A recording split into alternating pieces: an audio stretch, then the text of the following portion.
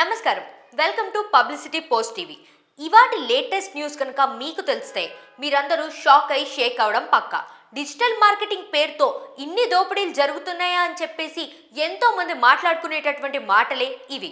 Falcon సంస్థ యొక్క ఎండి అమర్దీప్ ని లేటెస్ట్ గా తెలంగాణ సిఐడి పోలీసులు అరెస్ట్ చేయడమే ఈ రోజటి హెడ్లైన్స్.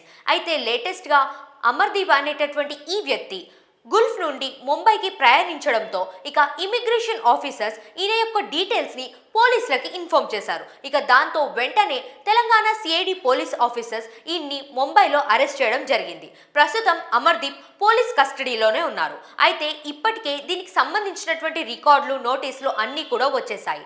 అయితే డిజిటల్ మార్కెటింగ్ అనేటటువంటి పేరుని వాడుతూ ఆయన చేస్తున్నటువంటి ఇండోర్ గేమ్స్ గురించి, అలానే ఆయన చేస్తున్నటువంటి దోపిడీల గురించి ప్రతి ఒక్క రికార్డ్ కూడా తెలంగాణ పోలీసుల దగ్గర చాలా భద్రంగా ఉంది. ఇక దాంతో ఆయన్ని వెంటనే కస్టడీలోకి తీసుకోవడం అయితే జరిగింది. మరి ఈ కేసు ఇంకా ఎక్కడి వరకు సాగుతుంది అనేది మనం వేచి చూడాల్సిందే. మరి ఈ న్యూస్ గురించి మీరేమనుకుంటున్నారో కింద కామెంట్ సెక్షన్లో మెన్షన్ చేయండి.